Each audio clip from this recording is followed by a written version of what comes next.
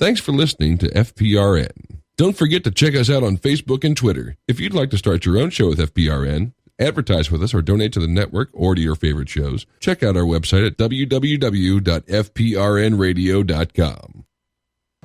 You don't have to be a lowlife your whole life, Mr. President. You don't have to declare war on innocent people.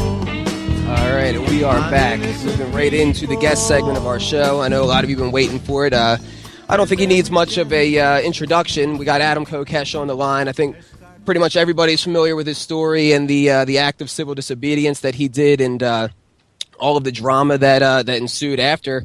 And he is free-ish now. He's kind of free as it gets to be in the system and in America at the same time. That's, rough position to be in, but just glad to have you on, Adam. How's it going?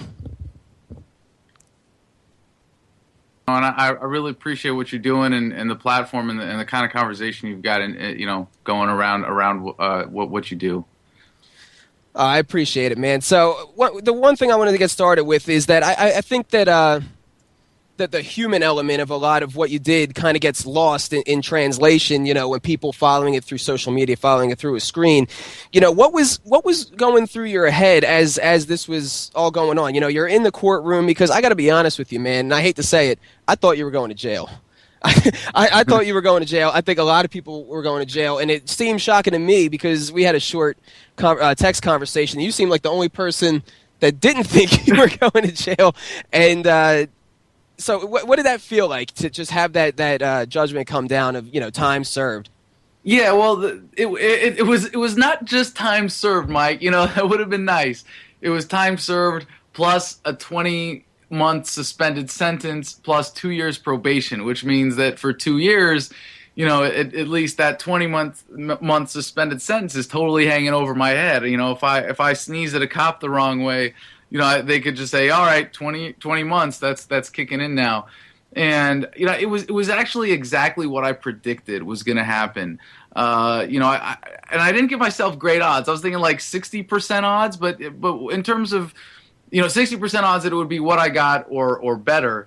And, I thought maybe 20% odds I'll get something even better than that, like just probation and no suspended sentence and, pretty easy probation without conditions or something like that. I mean, that's really what I was realistically, that was my hope. That was, my real hope. And I thought it was only about 20% odds of that. But my main consideration, my main money was on, 40% odds I'm going to get. They're not going to send me back to jail, but they're going to throw something at me that is going to make my life more difficult. I'm still banned from D.C. for 2 years, and I've got to, right now I'm waiting to hear back from my probation officer about getting permission to move to California, even though I'd have to get permission to live somewhere because I'm not allowed in D.C., and I don't really live anywhere right now. I'm staying with Nathan Cox here in Mechanicsville near Richmond, Virginia. But yeah, it was a big relief. You go into that with 40% odds, I might be going back to jail. But a big part of it was, support of people like you. And I got to thank everybody that supported me while I was in jail, everybody who showed up in court that day. We had the courtroom pretty well filled, and we had a lot of people who wrote letters to the judge and called and left voicemails. And they know that there was a certain amount of public attention on the case. The mainstream media coverage, especially local TV, was pretty intense. So they know that kind of scrutiny is on them, or the judge herself, Judge Broderick. And, I think she did, she's a former prosecutor, and, you could get me going for hours on all the problems with the legal system in this country. It's not a justice system. It's a legal system, or a punishment system, or keep the sheeple under control system. But whatever, however you want to describe it, it's certainly not a justice system. And, I think within that she did, what she was expected to do. I thought being denied bail in my situation was pretty ridiculous. But part of that was because I had incompetent lawyers. Well, maybe incompetent is a bit of a stretch. But, I could have had a lawyer that was more dedicated to my case if my legal defense funds hadn't been stolen. And, if we had support from some of the major gun rights groups.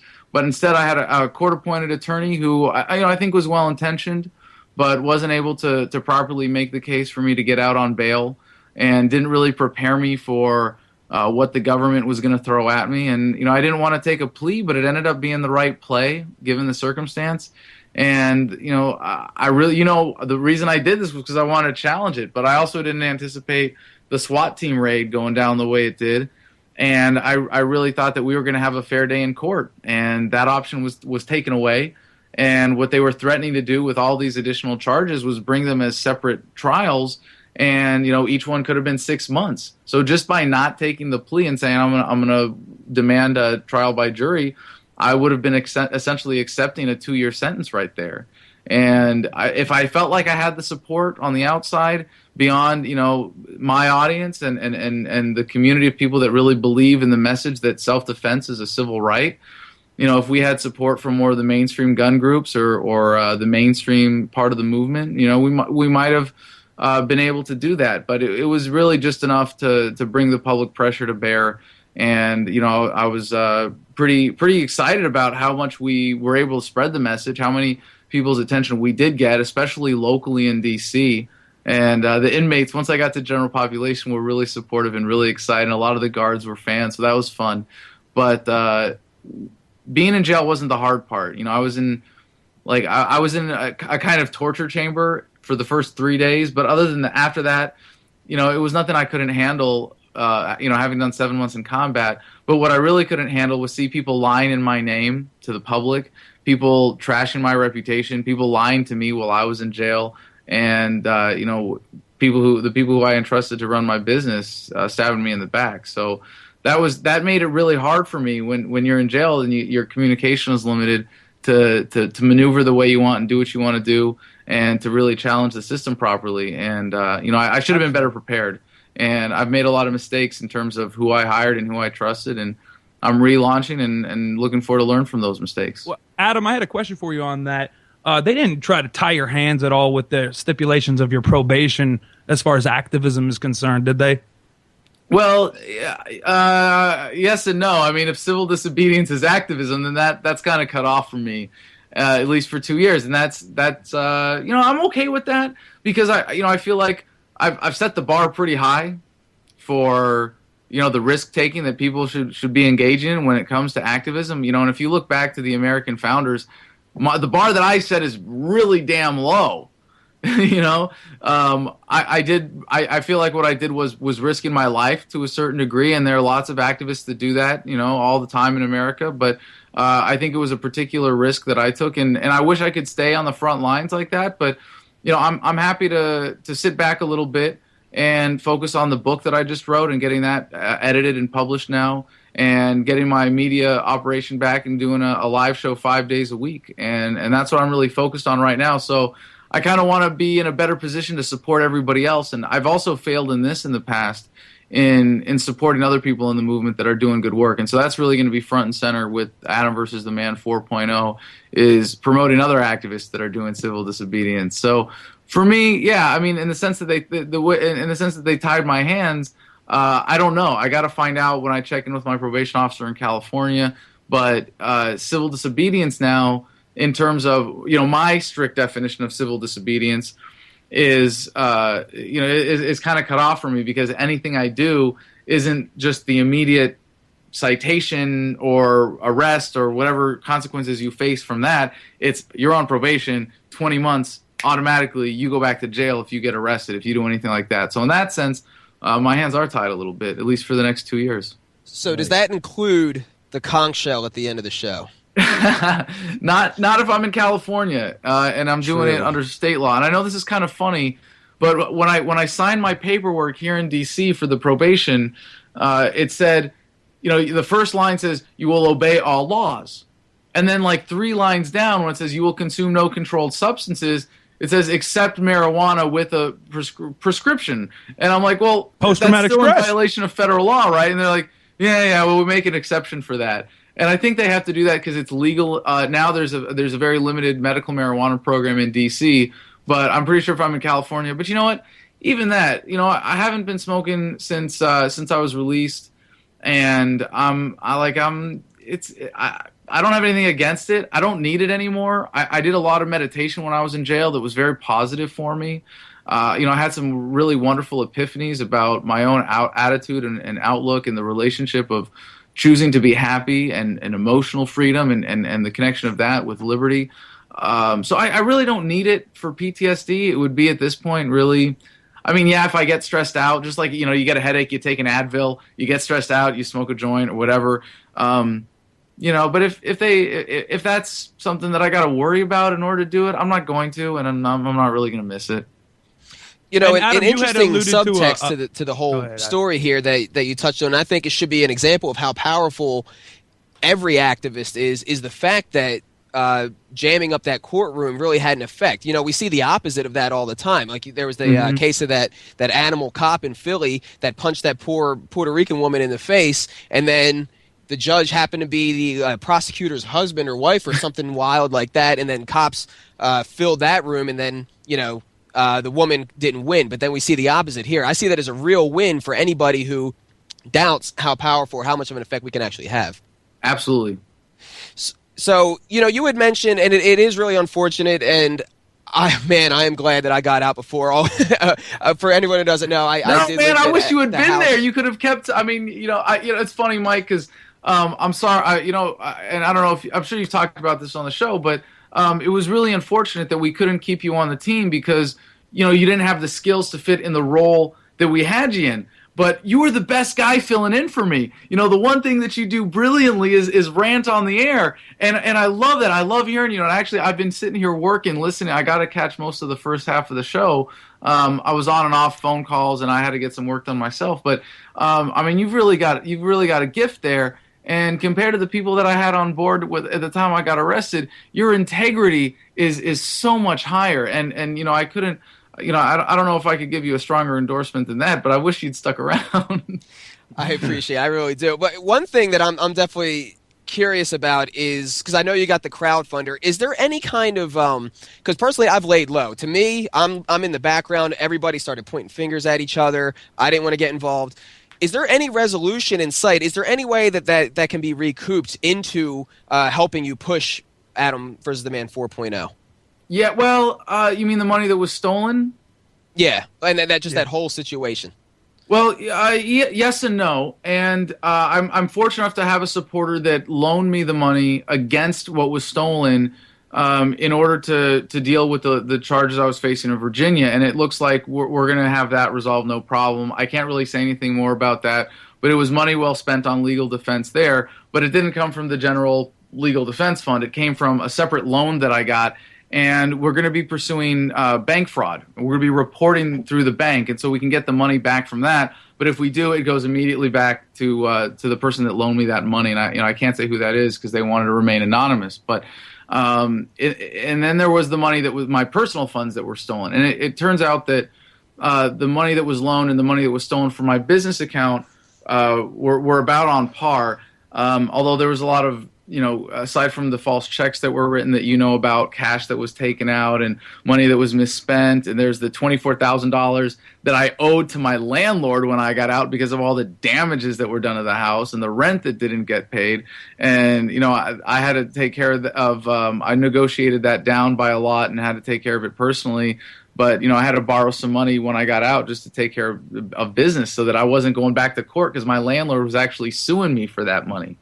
But then there was a few $1,000s, like $3,000 something, that was basically my entire personal account, my personal checking account that was stolen out of that, and I should be able to get that back. And I'm very fortunate that to be in a situation with the disability I get from the Marines that I can say I'm going to live off of that. It's $1,200 something a month, and since I went independent, since I left RT, I've never taken a salary from Adam versus the Man. And, I'm happy to live off of that in order to put everything back into my business because I believe in this message so much. I believe in the business that I'm building with Adam versus the Man that I want to invest in it for the long term. And I think the fans and the people that are supporting me now in launching the show can see that commitment and can really appreciate it. And how long, Adam, till that book that you were speaking on is out, or will you continue working on it? And also, I wanted to ask you about, you had alluded to a 2020 potential run, Adam versus the Man for presidency. That's correct. Yeah, the book is coming out on Independence Day this year, and I'm really, really excited about it. It's very concise. It's global in scope. It's easily accessible. The rough draft right now is about 140 pages. I hope to get it down to 120, and it's the easiest way to say I get it. And it answers all of the what ifs or what abouts for a truly free stateless society. And it also, I think, captures well what I feel is really my one true intellectual contribution to the freedom movement. And it's really kind of cool to be able to be a part of something so significant in the course of human evolution and human history, and yet be able to look back over the history of the movement and see what's been done and do a survey of the literature. And the idea of localization is what I'm talking about here. And it's not like I invented the concept, but I think in the context of how to transition to a stateless society, the idea of taking governments apart from the top down, it's one that I've been developing for the past several years, and really crystallized for me while I was in jail. But libertarians, as you know, often are accused of being lacking in compassion. And if you understand libertarianism as universal nonviolence, the non-aggression principle, self-ownership, you're like, "What? How could that not be compassionate?" And they'll say, "Well, what about poor people? What about people that are dependent on the state? What about this, right?" And you can talk about the ideal of a voluntary society and how in a peaceful world we'll be much better able to take care and address these issues that will all human relations are going to be better without violence and coercion. I mean, it's like a universal, like a law of physics almost. And we often then miss the transition when they say, okay, well, and you just want to eliminate the welfare state? Like, no. We have to be realistic about how we do this. And a lot of libertarians will say, well, there's going to be a collapse. And in a sense, localization is what's going to happen with or without me, with or without anybody embracing this idea, because the current systems are not sustainable. It's just a matter of, do we do this deliberately or not? Do we face up to these issues, or do we let a collapse come and hope that a government spares us in its violent death throes as it clings to power? And you might say, well, I'm the prepper. I've got a bunker. I've got guns and ammo and food. And well, guess what? You're the first ones that they're going to be coming after if it really hits the fan that way. Not the good little sheeple cowering in the cities trying to stay dependent on this machine. Those are the people that are going to be most vulnerable. So we really need to face up to this. And I think as compassionate people, we really owe it to ourselves to seek out these kinds of solutions. And the one that I've come up with is taking governments apart from the top down. So I'm running for president on the platform of the orderly dissolution of the United States federal government in 2020. And maybe the country will be ready to hear the message then. I think the book is going to lay a lot of the groundwork for that. But if not, certainly the federal government is going to help me in my platform by proving my point every day from now until then. And being realistic, I don't think the country is going to be ready in 2020, but I think we can plant the flag. I think we can plant some powerful seeds. And if we can just get on the map with 1 or 2%, at the scale that Nader did in 2020, then maybe in 2024, the idea will be that much more popular because things will have gotten that much worse and the ideas will have spread that much more and people will be demanding self-government. But in America, in a way, we're blessed with the opportunity of the state system where at least we have this, this illusion, right, that states are sovereign. But people want to be in more, even statists want to be more empowered in government. They want a greater say in it. So whether you're a liberal or a conservative or a mainstream statist, you're going to want more local government. And that's also how we inspire self-government, because when people are more engaged locally, they see that being in charge of it is empowering. And eventually we want to push that all the way down to the divine individual, and you can transition away from governments through private property collectives, through actually restoring real private property as opposed to being a renter on land like we all are now, essentially living under a protection racket. And you can transition to that truly voluntary society without pulling the rug out from underneath anybody in a really compassionate way. I think that's a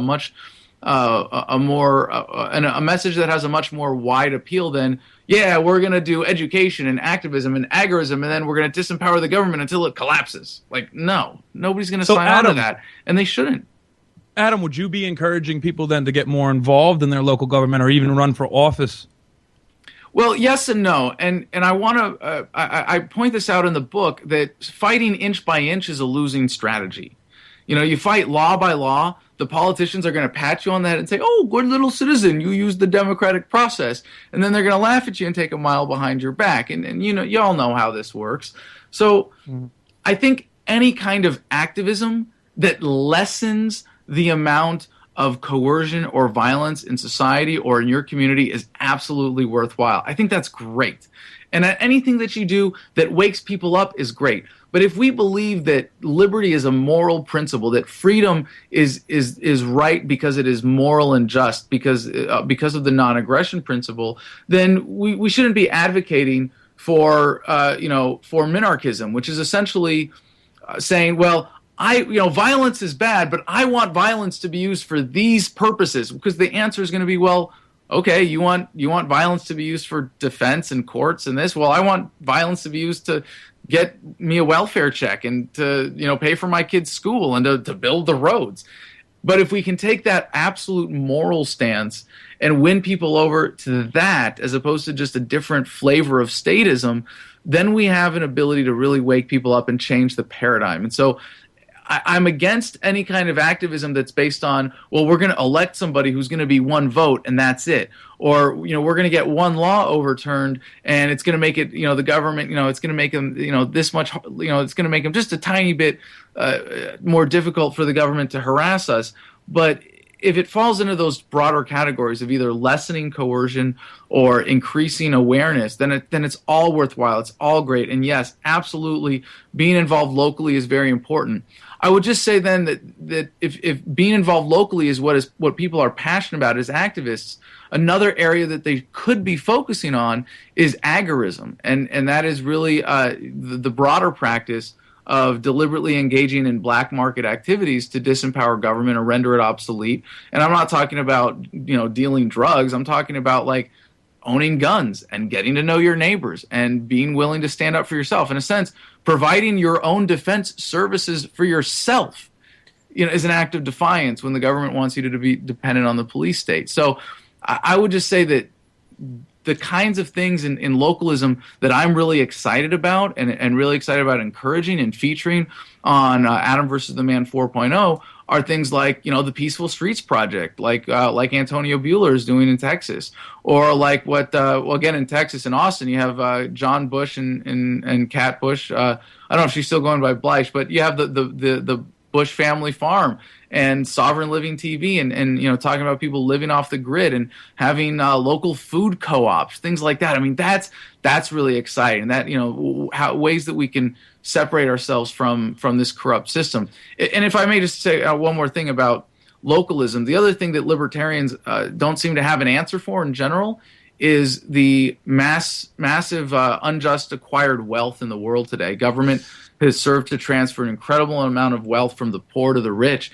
And, if we believe in this Lockean concept of justly acquired property, then how do we take back unjustly acquired property? Localism provides, at least in terms of land resources and in the monetary resource as well, a lot of ways for people to do that. And you can't always untangle the knot of things that have been stolen and handed down over generations and, dispersed through government. But at least through localization, you can reclaim land that's been sequestered by government or hand it over to corporations and make it available for homesteading or more productive uses. Now, Adam, we're coming up against the break. I know you said you don't have much time. I know we got a few callers on the line. Is there any way that you could stick with us into the next segment to answer a couple more questions? I'm good for an hour. Let's do it. Awesome. Thank you, Adam. And you know what? I want to touch on a key point that you're talking about with agorism. I think whether people realize it or know it by that name, that is getting more and more popular as the police state gets worse. Like, all right, people, I know a lot of doctors are moving to cash-only transfers for their services in order to avoid taxes. That in and of itself is agorism. Let's get into it after the break, all right? FPRN, Big Plantation. We got Adam Kokesh. He got his way when Kennedy was whacked. He's lying. Do you have a group or organization founded on the principles of personal liberty, health freedom, or accountable government? We invite you to check out Same Side Entertainment. Same Side is a source for activists and liberty organizations to connect with well-known leaders in today's growing movement for sustainable living, personal liberty, and sovereignty issues. Same Side has a variety of keynote speakers, debate panels, interactive web presentations, musicians, and liberty-based entertainment, as well as services for web design, graphic design, video, and photography. Same Side can help customize your event by connecting you to the best of the liberty and political world while staying within your budget. Get connected with leaders in the liberty movement like Tom Woods, Kevin Gutzman, Jack Hunter, Robert Scott Bell, Bob Murphy, Michael Scheuer, John Bush, Jordan Page, Tatiana Moroz, and many more. Find us on Facebook, Twitter, and our website at www.samesideentertainment.com. Again, that's www.samesideentertainment.com. Same Side Entertainment, connecting you with the education and resources you need. Obamacare. Fun. Cool. YOLO. At Obamacare, we believe in saying the words affordable health care so that young people will love us and sign up like lemmings. Sure, you pay 2.5% of your income in penalties, but young people don't have to worry about that because you don't have a job. Work sucks. That's why we at Obamacare want to trade your full-time job for a part-time one. So you'll have more time for fun things, like watching millionaire celebrities tweet about how affordable we are. Obamacare. Just like guys enjoy premium leather seats, so too you'll enjoy paying triple the healthcare premiums out of your new part-time salary. Speaking of guys, ever been on a mandate before? At Obamacare, we're full of mandates. But don't worry, big corporations get exempt, so you don't have to. It's fun paying for things you don't even use. Yeah, you work out, stay healthy. But come on, brah. Someone's got to pay for people who smoke, drink 85-ounce sodas, and live in a Barca-lounger. So enjoy your premium hikes, young people of America, because everyone loves hikes. Obamacare. If millionaire celebrities can afford us, why can't you? A message from the White House Office of Obamacare. Propaganda to get young people to love us and sign up like lemmings. In every age, a technology is created that upends the foundations of society. The wheel, the printing press, the internet. Now, in a world sliding into financial chaos, a new technology is changing the way monetary systems work around the world. It is called Bitcoin. Bitcoin is a new form of money, controlled not by banks, governments, or corporations, but through mutual commerce between free individuals. To learn more, visit weusecoins.com. Well, yeah, it's getting tough out there. Yeah, no doubt. I work in home invasions, mostly. Some murder, occasional rape, if she's hot, or really bitchy. And I'm a huge advocate of gun control, absolutely. Every time I kick in a door or smash a window, I face the possibility of being shot and killed. Allowing citizens to own guns creates a hostile work environment for me and my associates. No one should have to work under those conditions. I say make them all illegal, absolutely. I mean, I break the law for a living. I'm a professional, so it doesn't really bother me. No doubt. No doubt. Your local violent criminals work hard and put their lives on the line every time they attempt to murder, rape, abduct, or assault a member of the citizenry. They desperately need your help.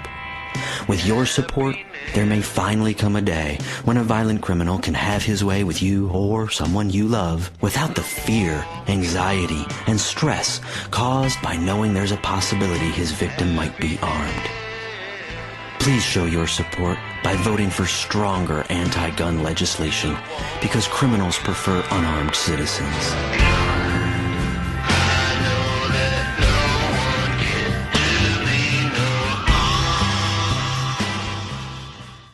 In 1997, a high school shooting was stopped by a vice principal with a gun. In 1998, a middle school shooting was ended by a neighbor with a gun.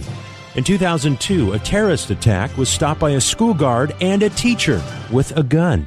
After September 11th, pilots began carrying guns to protect their passengers. Let's give our schools and teachers the same option. Sign the petition at defendschools.com. Thanks for listening to FPRN. Don't forget to check us out on Facebook and Twitter. If you'd like to start your own show with FPRN, Advertise with us or donate to the network or to your favorite shows. Check out our website at www.fprnradio.com.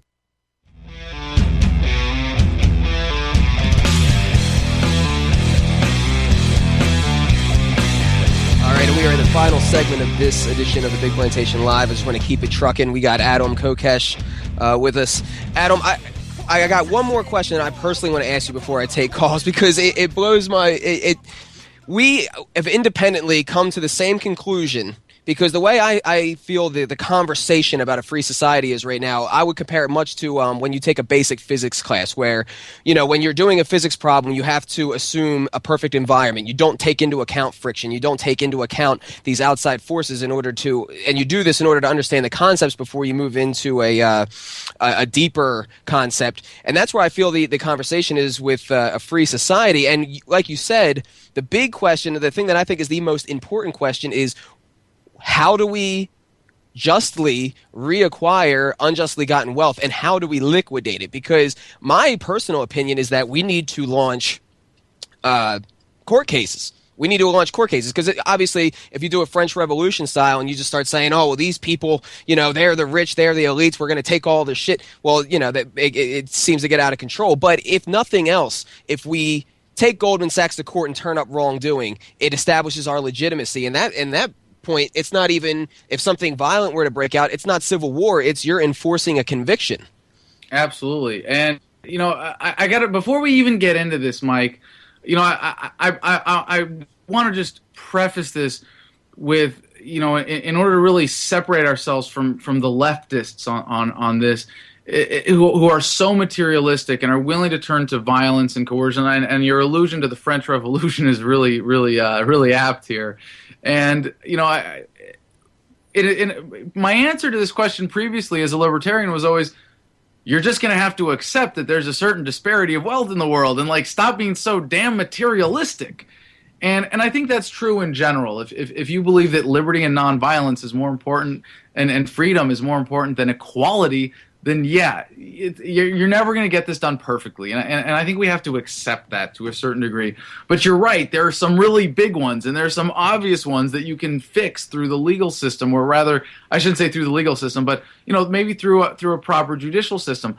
But I would make the case then, Mike, that we're better off doing that after we dissolve the federal government rather than before. And also, a lot of those problems are going to go away with the monetary system going away, being replaced by whatever free market currency there is, whether it's Bitcoin or I really believe it's going to be some other form of cryptocurrency that's going to come later. But, that there is something is going to come and displace the fiat currency. And whatever that is going to take care of a lot of the problems of existing wealth disparity. But in localization, we can do it on a level where you're actually dealing with people in your community. Hey, did you really earn this money, or did you only get this money because it was stolen money from the taxpayers? And I think that there's even a better way of going about that than turning to the existing judicial system. And not that that's what you're suggesting, but I think you're right that's and I haven't obviously fully developed the platform. And I think for Adam 2020, the priority is making the commitment that we are going to have all authority at least returned to the states within 4 years.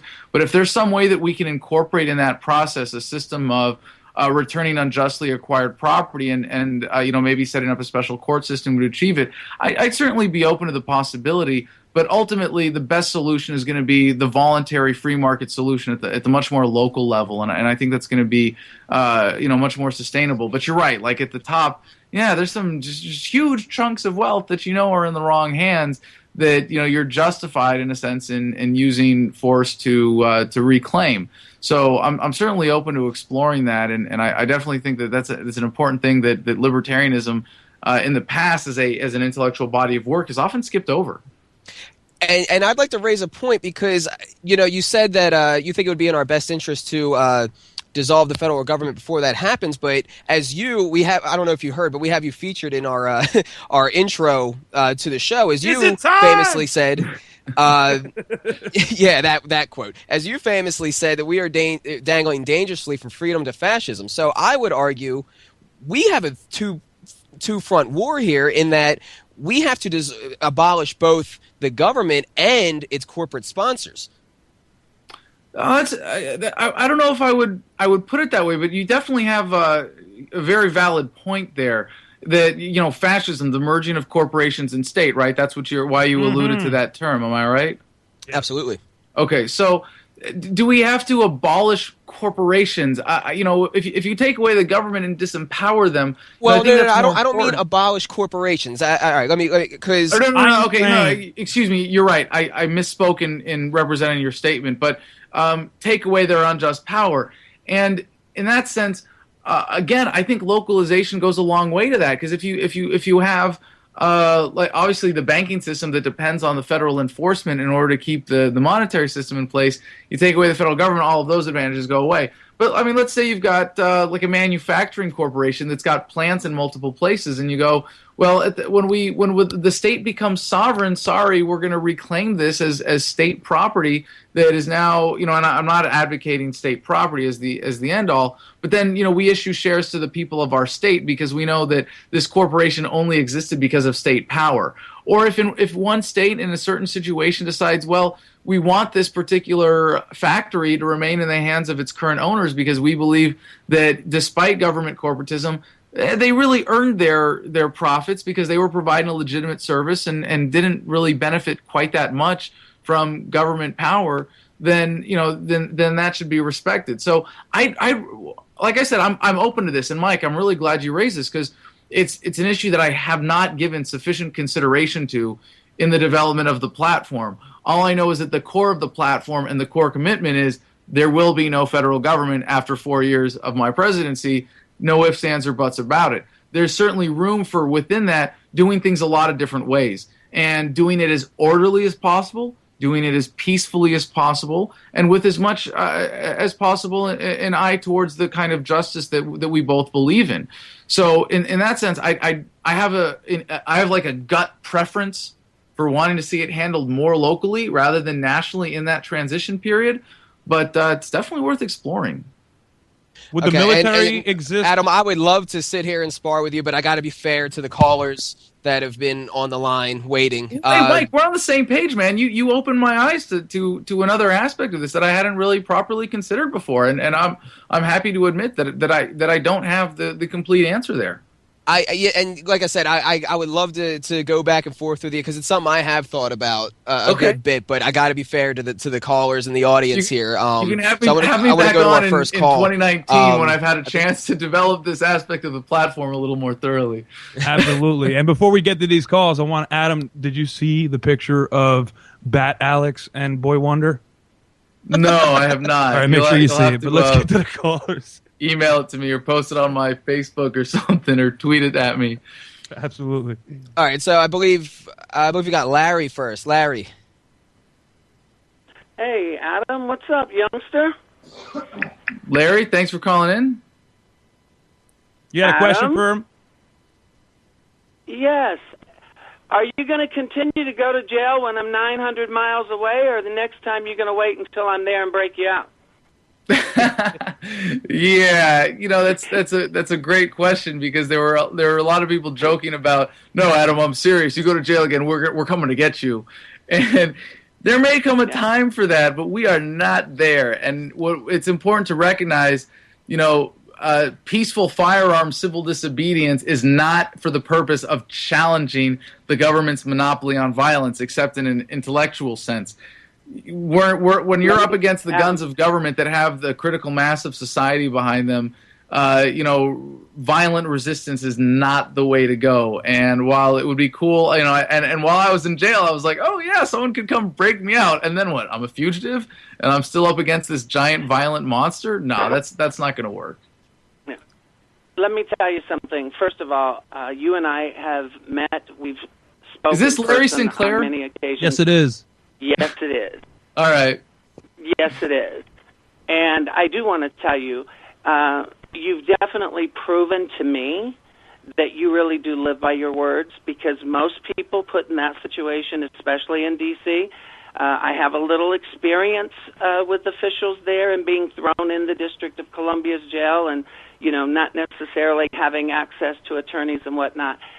I admire you for standing as firm as you did, why you made a decision on pleading that, the only person you have to justify that to is you. Thank you. I think what you did has demonstrated what I've tried to say all along from the first time I've ever met you, which is you are sincere and you live by your word. And to me, that means a hell of a lot more than, the ones that want to sit out on the sidelines and, complain or condemn everybody.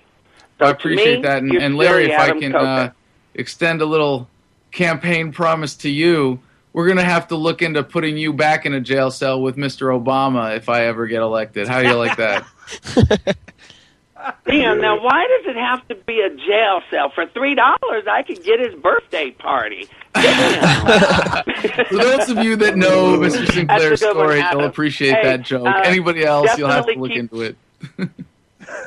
Yeah, definitely keep in touch, though, Adam, because if you're going out to California, I have some people I'll be more than happy to put you in touch with. Wonderful. Thank you, sir. All right, thanks for the call, Larry. All right. All right, so next Thank week, I you. think we have Shirley on the line. Shirley, avid listener to FPRN. Yeah, thank you for your support, Shirley. Hi there. I'm Mr. Kokesh. I have a couple questions for you, quick ones. Sure. You really couldn't. What would you do without the government's money to support you?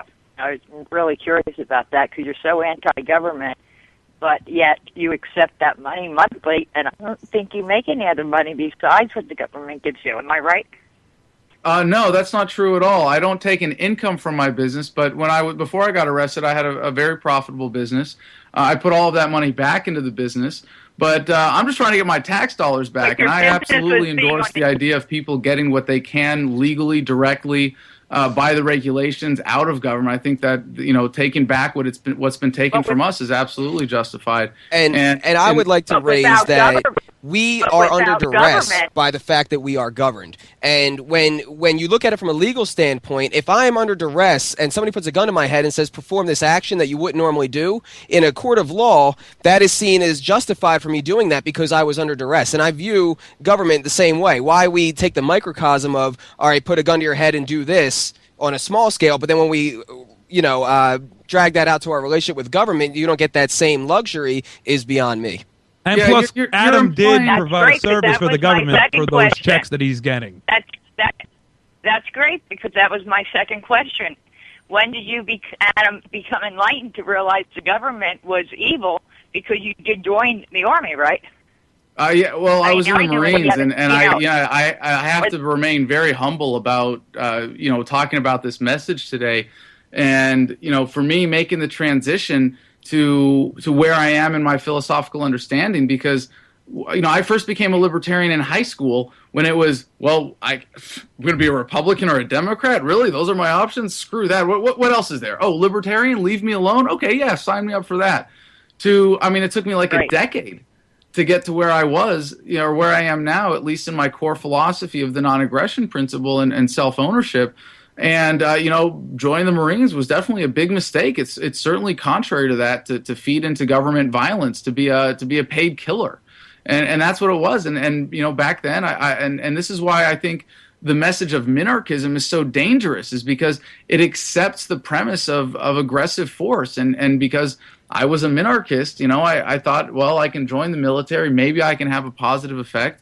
And, from a moral sense, I can say I really regret that. And absolutely, and that did drive your activism in the initial sense, right, Adam, with the post-traumatic stress, bringing attention to the plight of the veterans. So it definitely wound up helping you in the long run.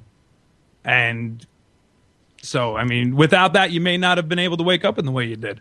Well, I think, you can always make I'm happy to look on the bright side of things and talk about how much I benefited from the challenge of being in the military and the challenge of being in combat for 7 months in Fallujah. But no, I wish I'd had the truth earlier. I really do. And if I had the truth when I was in high school, maybe instead of even going to college, I postponed college for a year to go through all my military training and join the reserves and then volunteer to deploy.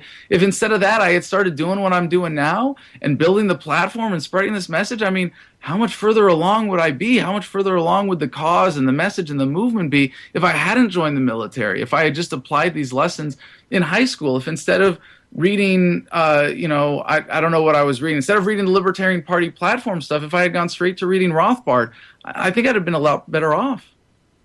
Well, thank you, Shirley, for the call. Really And we don't. Let me just say one more thing to Adam, because I hope he really means that, and that is something that he must get across on his radio show, not to join the military. Oh, absolutely. Shirley, if you see, please go to my YouTube channel right now. And it's funny because I just went through a lot of my old videos, kind of a trip down memory lane for me. I've got, tons of videos, and some of the ones I'm most proud of are from guys in the military who said, I didn't re-enlist because of you, or I got out as a conscientious objector because of you, or from high school kids who said, I was considering joining the military until I heard your story. And I'm really the most proud of being able to have that kind of profound impact on people's lives. Learn from my mistakes. 100%. I love that, and I hope you really keep spreading that message, because I'm tired of the government brainwashing our kids to join something that is it is just, it bothers me, and you have no idea. And I just hate that, and I'm glad that you are saying don't join. Absolutely. Thank you, man. That's what I want everybody to realize. Do not join. Don't let your children join. Whether it's the military or the TSA or the NSA or the local police force, you can do better, and you should have more self-respect than to be part of this violent gang of thugs that is trying to control our lives.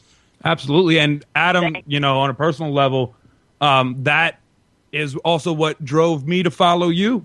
I was watching everything you had to say at that time, because you were bringing to light the plight of veterans and how it was being overlooked, and bringing to attention post-traumatic stress. So just to add to what you're saying, I mean, kudos to you for that's been an important part of my journey too. And, PTSD didn't, it exposed me to some different things, and I learned some different things, but man, it really slowed me down. All right, well, we're at one more call, but I just want to make a comment that, I really like using that duress angle with the whole, you do this thing that's contradictory to the principles that you espouse. Because we have a gun to our head, and because we are being driven into such economic situations, it's incentivized to not be able to follow your principles. And not to mention, a free society is the end, not the now. You know what I mean? So we are basically forced, because of that gun, to act in a way that contradicts the principles that we espouse sometimes, as much as we may hate it. No, Mike, I'd even go a step further than that. And I think Shirley was a little misguided when she started on that line of questioning, because it's not a contradiction to say, I've paid a lot of taxes. How do I get my stolen money back? There's nothing wrong with taking money away from the violent machine. You're like, this is like the voting is immoral concept, and it's a load of crap. No, voting is an expression of preference. Are you endorsing the system? No, the government isn't going, see, 62% of Americans voted, therefore we can go bomb brown people on the other side of the world. No, they're going, we're in charge. We have all the guns. You're going to do what we say, so we're going to do it. It's a ridiculous false argument, and it's really important to not even give into it that way. No, there's nothing contradictory being someone who advocates for a nonviolent, voluntary, stateless society and saying, I am going to disempower the current state by taking money away from it or paying less in taxes. There's no contradiction there whatsoever. So we got 6 minutes left. I want to move into our last caller. I think we got Sean on the line. Hey, what's going on, guys? Great show. I never quite expected to get such in-depth analysis on Justin Bieber, but it was quite thought-provoking. Anyhow, Adam, man. Believe, Sean. I am a big fan, man. Ever since I saw your the speech that we had alluded to earlier, your Iraq Veterans Against the War, the veteran group. I've been following you, man, and I do have to say you definitely brought a tear to my eye with that speech. It was quite awesome. Can I just say something about that to put it in perspective? I really appreciate that. And that speech was, really kind of made me more than an anti-war activist and a much, liberty activist, because it made people understand that what I was about. And when I was walking to the after party after that was the Revolution March in 2008, I thought, if they shot me right now and I was bleeding out on the sidewalk, I'd take my last ounce of energy to put a smile on my face. It was that kind of satisfaction. I just finished the rough draft for my book. I did it the night before I went in for sentencing. So if I went to jail I could manage the editing and publication process from jail, and I wouldn't have to actually write parts of it, which would have been a lot more difficult. That was that effect times 10. And when this book comes out, it's going to be that effect times 100. And until you read it, until you see what this is, you're not going to get it. But I hope that gives you guys a sense of how hyped I am about this project. Yeah, absolutely. Yeah, you definitely have to follow your goals and all that. Question here. Okay, we talk about minarchism, and I'm not sure if you would consider a strict interpretation of the Constitution as minarchism. The original, basically without turning the welfare clause on its ear, and all hold that. On a second. Some people will say constitutionalism is a form of minarchism. But it really isn't. It's really just a license for a strong central authority. I mean, you could say maybe the Articles of Confederation were minarchism, where it's really restricted to what that central government is going to be. But the Constitution is like the power to tax, the power to enforce intellectual property, to regulate commerce. I mean, wow, that's like way above and beyond big government. That's not minarchism. Okay. Yeah, because, this is the issue.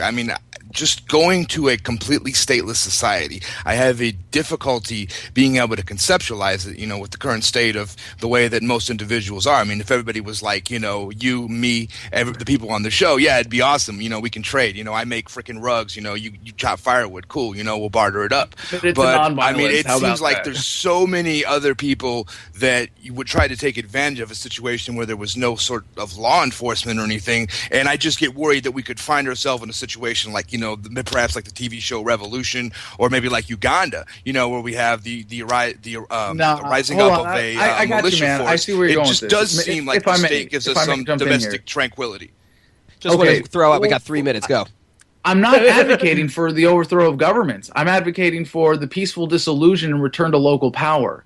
And that's my answer to that. And you're right that most libertarians don't have an answer to that. Well, I cracked the nut. I figured it out. This, and it's nothing, no new ideas under the sun, but in the sense of how we apply this to achieve a voluntary society. Yeah, you take governments apart from the top down, so you don't immediately transition to that. And if you believe that this message is the paradigm shift that's happening, the question is, how do we foster inspiration of self-government? And localizing government also does that. I mentioned this earlier briefly, that people will be more inspired when they have actual more power in their local governments to be more engaged. And then they're going to want it even more local, and then even more local. And that's how that transition is made gradually. You're absolutely right that if you just overthrow government and people aren't demanding local or self-government, yeah, there's a power vacuum. People will jump in and take advantage. That's why it's not a good solution. So it's more like the Overton window, but we push it in that direction, and then people see that they're getting a benefit, of having less statism in their lives,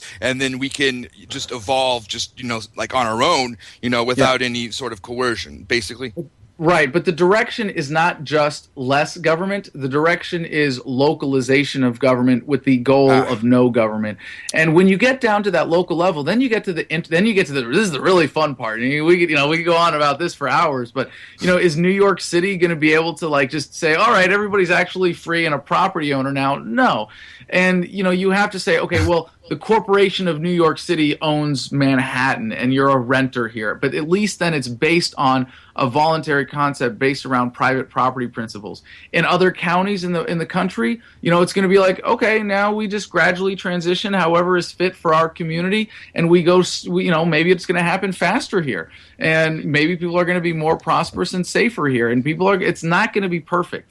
It's going to happen. Adam, I don't mean to cut you off, but we're down to our last minute. I appreciate the call, Sean. We got about 40 seconds, so if you got anything else that you want to plug, belt it out. And please come back, I really appreciate it. And thanks again for all the good work that you do and for having me on.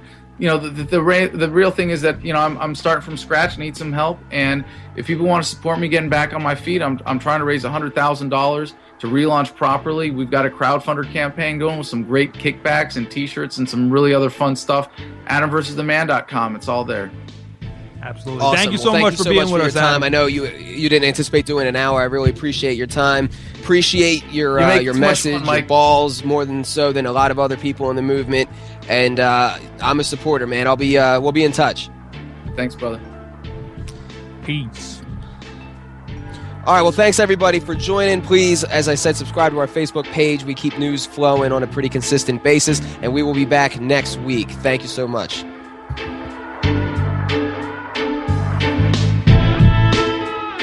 Thanks for listening to FPRN. Don't forget to check us out on Facebook and Twitter. If you'd like to start your own show with FPRN, advertise with us, or donate to the network or to your favorite shows, check out our website at www.fprnradio.com.